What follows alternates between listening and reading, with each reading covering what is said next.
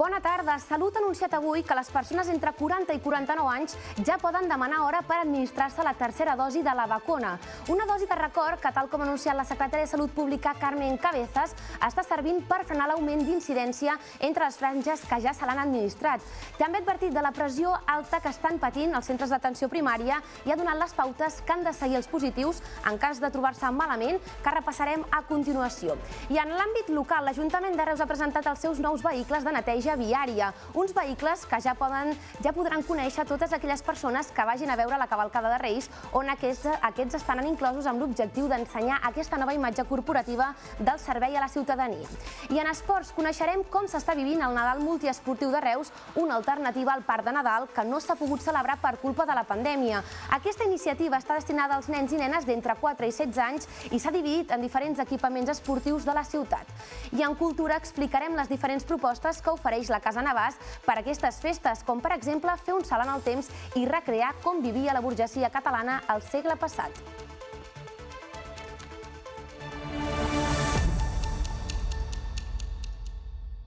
I des d'aquest dimecres al matí, les persones més grans de 40 anys ja poden demanar hora per vacunar-se de la tercera dosi de la Covid-19, una dosi per la qual s'ha de demanar cita i, de fet, ara mateix ja hi ha 203.000 cites disponibles fins al gener.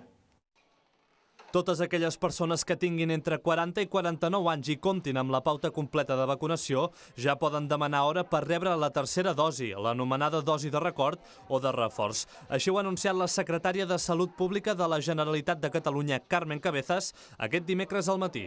I anunciem que obrim el grup de 40 a 49 anys. Obrim a partir de les 12 d'avui, per tant, les persones entre 40 i 49 anys ja poden vacunar-se, perquè ja són les 12. És justament en aquest moment. Per poder vacunar-se de la tercera dosi cal demanar cita tant sí com no. A més, també han d'haver passat 6 mesos des de la darrera dosi si s'està vacunat de Moderna o Pfizer, o només 3 mesos si la vacuna és d'AstraZeneca. Així ho han explicat des de Salut Pública. Simplement recordar que demanin cita per vacunar-se, que tenim moltes cites disponibles. De fet, tenim 203.000 cites disponibles fins a gener i llavors s'han agafat ja més de 400.000 per aquestes mateixes dates. Fins ara s'han pogut vacunar de la dosi de record totes aquelles persones majors de 50 anys. Des de Salut Pública asseguren que l'augment de la incidència s'ha frenat amb els grups que ja tenen la dosi de reforç. I juntament amb aquest anunci de la vacunació per a persones d'entre 40 i 49 anys, Salut ha alertat de la gran pressió que estan patint els centres d'atenció primària, que estan assolint unes xifres de consultes que no havien assolit en cap de les onades anteriors.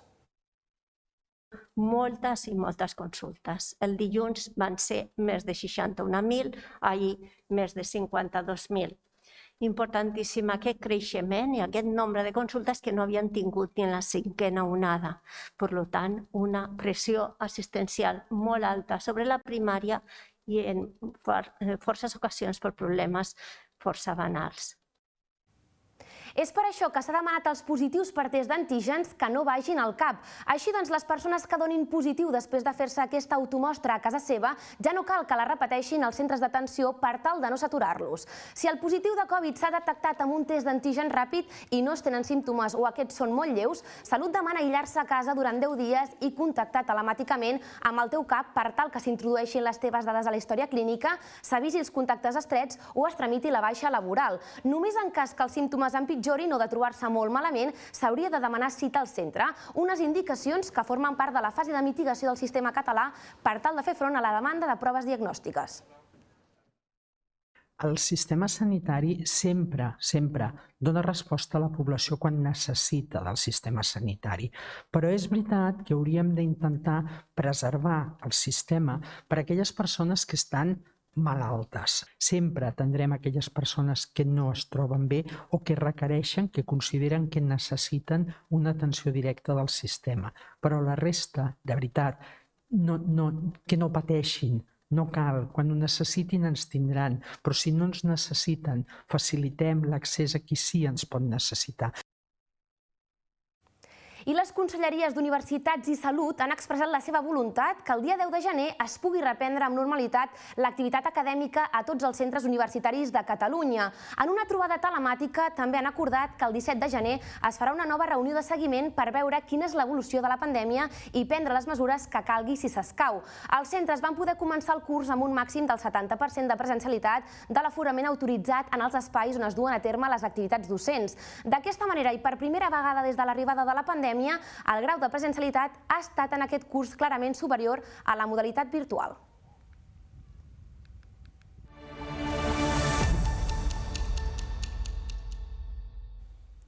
I des d'aquesta setmana ja es podran veure als carrers de Reus els nous vehicles del Servei de Neteja de la ciutat, la UT Reus Net. Uns 25 vehicles que corresponen al 25% de la flota total que arribarà en els pròxims mesos. D'aquesta manera es compleix el segon punt del calendari de desplegament que havia previst l'Ajuntament.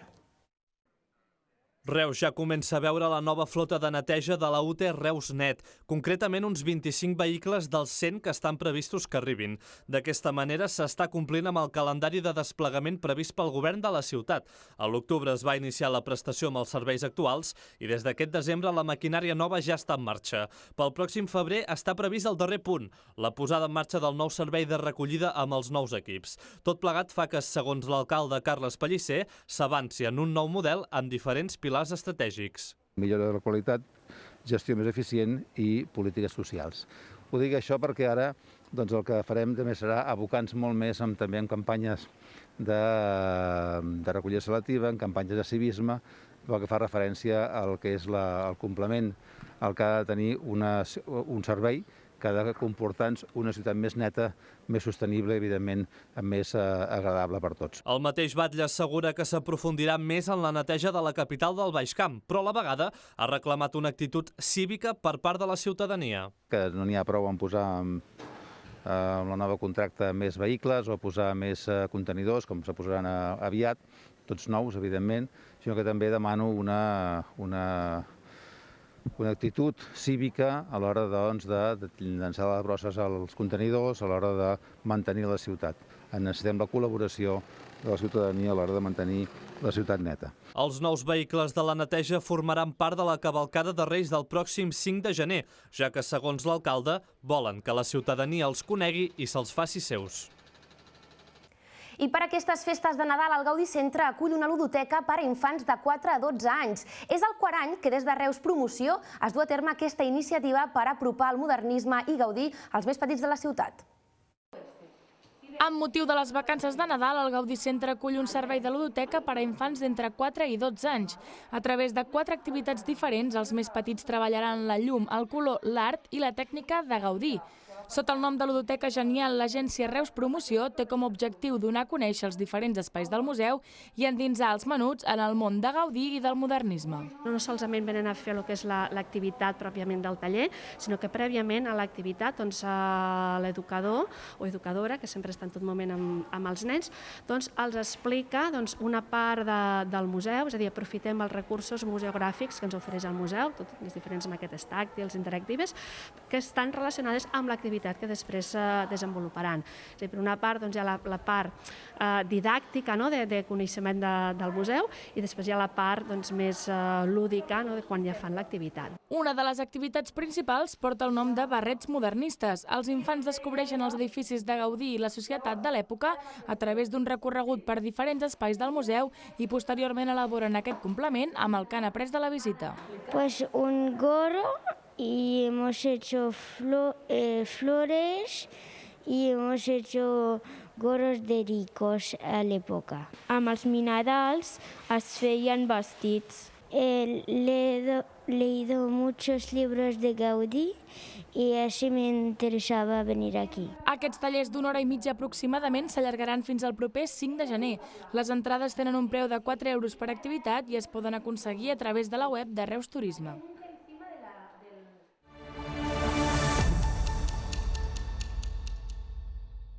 I un darrer punt abans d'anar a la publicitat, perquè a Reus l'Ajuntament vol reformar el Parc Sant Jordi i és per això que han encarregat un pla d'actuació que, entre d'altres coses, ha de plantejar un escenari fix a la plaça d'Anton Borrell. Amb aquesta informació obrim un bloc de notícies en format més breu.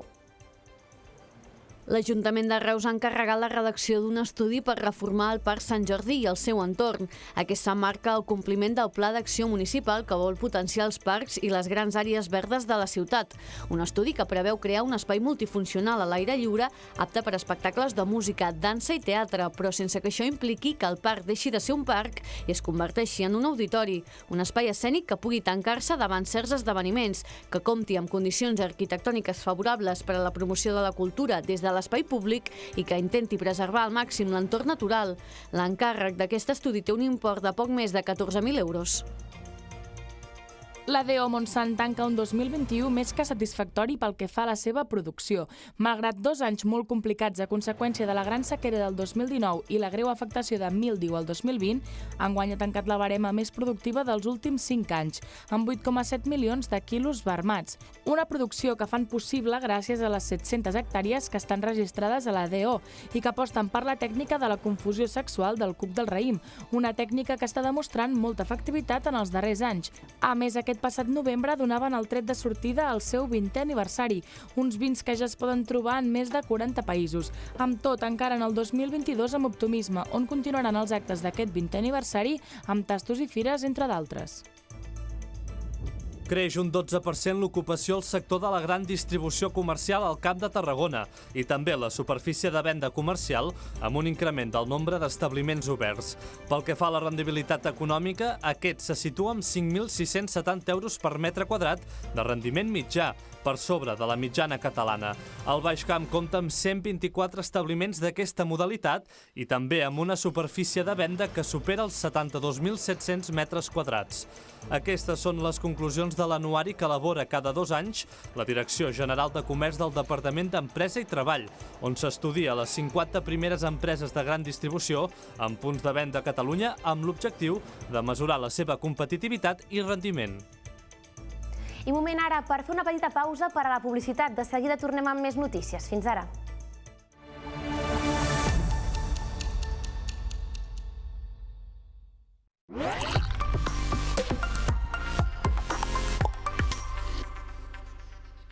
I obrim plana esportiva parlant del Nadal multiesportiu que ha impulsat Reus a falta de poder celebrar el Parc de Nadal.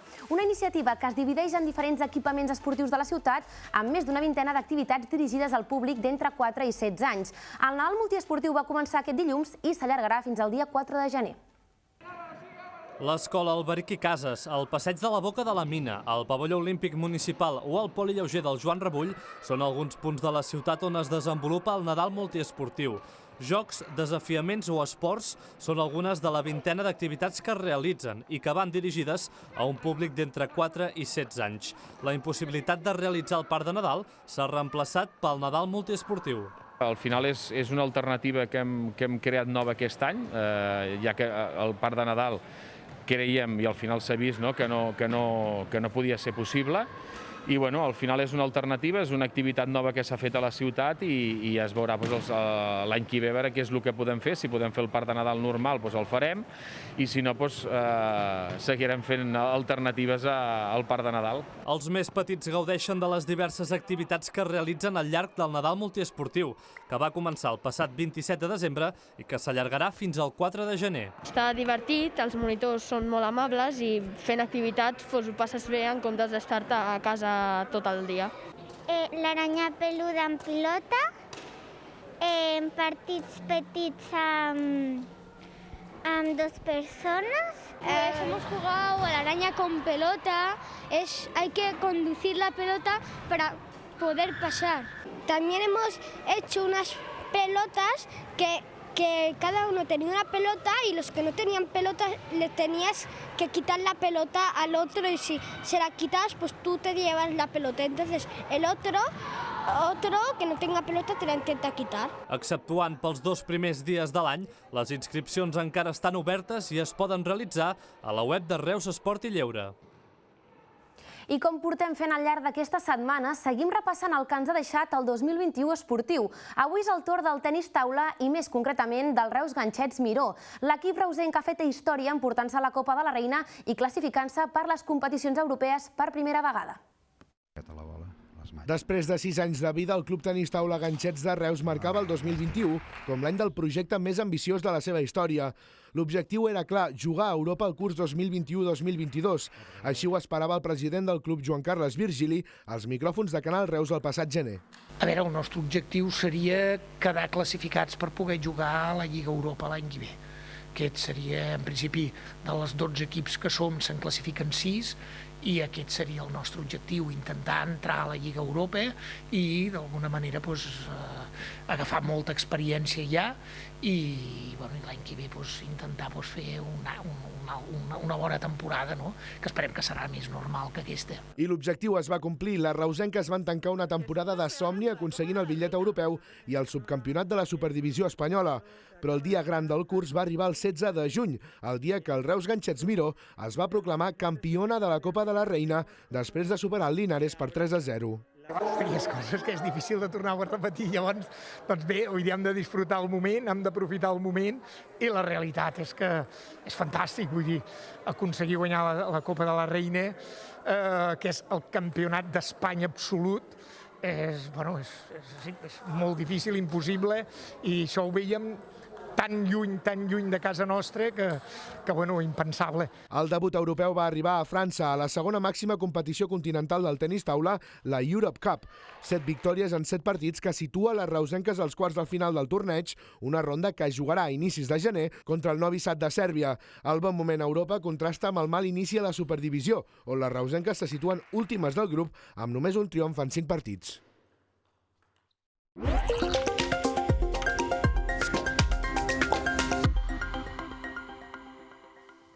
Moment ara per la cultura. La Casa Navàs també viu el Nadal amb algunes de les propostes que ofereix per a aquestes festes. És el cas de la visita Concert d'Any Nou o les nits modernistes que faran un salt en el temps per portar els visitants a principis del segle XX. La Casa Navàs oferirà la visita d'Any Nou el proper diumenge 2 de gener, un esdeveniment únic que estarà guiat pels actors de la companyia Lucky & Luke per tal de mostrar els secrets que amaga aquest monument modernista. Tot plegat maridat amb un piscolabis i un concert de la mà d'Angie Rodríguez, Christmas Trio. El fet és que portarem a la gent a l'any 32, una mica després de que la Pepa Blasco ens deixés, la casa canviés d'amos, i aquests amos, un començament d'any, decideixen obrir les portes al públic perquè la gent pugui veure Casa Navàs. I els treballadors de la casa, la Roser Font, el seu germà, i el Pere Ferrer, que és un treballador també de la casa, s'encarregaran de fer de guies de la casa en una època molt concreta, que poden explicar les coses d'una forma molt concreta també. Aquesta, però, no és l'única proposta que la Casa Navàs té preparada per a aquestes festes. El 7 i 11 de gener, les nits modernistes portaran els visitants a conèixer aquesta joia modernista acompanyats d'un sopar i un concert per recrear com gaudia la burgesia catalana a principis del segle XX. Les nits modernistes és la visita més exclusiva que tenim a Casa Navàs i és fantàstica per entendre com vivia la burgesia catalana fa 100 anys. No només descobrint l'interior de Casa Navàs, sinó fent aquest salt enrere en el temps a través de l'oci, de la cultura. Ells què feien? Anar molt al teatre, anar molt als bars de moda, i tot això ho recreem aquí a Casa Navàs amb aquest sopar i aquest concert modernista que no us podeu perdre si el que us ve de gust és tenir una experiència diferent a la nostra ciutat. Per adaptar-se a les mesures sanitàries, la Casa Navàs ha reduït els aforaments a totes les seves visites i els esdeveniments pensats per a aquestes festes, així com també cal tenir passaport Covid per poder gaudir de totes les seves propostes. I ahir era el dia de Sants Innocents i a Reus aquest dia està marcat per l'intent anual de l'Agència Reusenca Espacial d'enviar un coet a l'espai exterior. Enguany, el coet anomenat Spatec tampoc ha pogut arribar al seu destí, tot i que en aquesta ocasió no hi ha hagut ni intent d'enlairament. Tot semblava indicar que el 2021 seria l'any que per fi s'enlairaria l'Spatec, el coet de l'Agència Reusenca Espacial, però la mateixa Ares s'ha encarregat d'anunciar a través de les xarxes socials que el 2021 tampoc seria l'any de l'Spatec. El passat 27 de desembre a la nit, l'Ares escrivia un tuit on explicava que hi hauria un homenatge al cosmonauta encarregat de dur a terme la missió, amb missa privada a la Prioral de Sant Pere i el posterior pelegrinatge cap al Santuari de Misericòrdia. Tot plegat feia somiar en veure un coet reusenc a l'espai, però la situació es va tòrcer. Aquest dimarts, dia dels Sants Innocents, l'ARE va publicar un tuit on explicava que no hi hauria enlairament del coet Spatec. La festa del 27 a la nit entre els savis i el cosmonauta van provocar que aquest últim donés positiu en Covid-19, això sí, amb la variant Reus-Cron. L'agència reusenca explica que l'enlairament s'ha suspès fins que es vegi una tronada per misericòrdia. D'aquesta manera, el 28 de desembre reusenc ha conclòs amb el no intent d'enlairament de l'Spatec. I la segona edició del Garbinada Pop de Falset ja ha anunciat els 2 primers artistes i les dates de l'edició 2022, així com també una promoció de llançament de l'abonament del festival. Els artistes confirmats fins al moment són la cantant Joana Serrat i el Petit de Calaril, que actuaran el dia 30 de juliol i el 14 d'agost respectivament. Així doncs, del 23 de juliol al 14 d'agost, les piscines municipals de Falset acolliran les actuacions de 5 formacions de primera fila de la música pop dels països catalans. Pel que fa a la promoció de llançament, ja s'ha posat a la venda l'abonament de Nadal amb un preu de 30 euros. Una promoció que inclou l'entrada a 4 concerts amb un descompte promocional del 30% del preu a taquilla.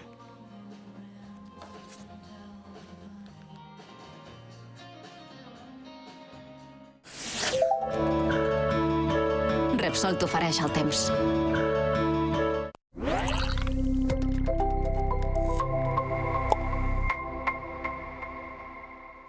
I acabem l'informatiu, com sempre, fent un repàs del temps per aquests dies.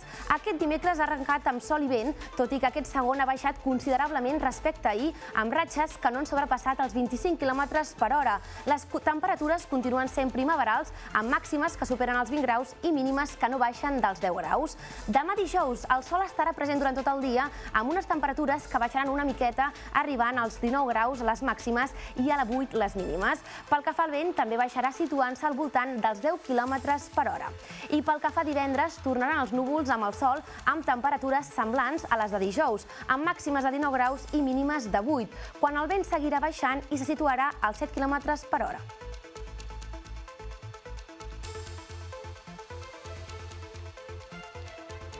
I amb el temps nosaltres posem el punt i final a l'informatiu. Recordin que poden seguir l'actualitat informativa del territori a través de la nostra pàgina web canalreustv.cat i a través de les nostres xarxes socials. Que acabin de passar un molt bon dia.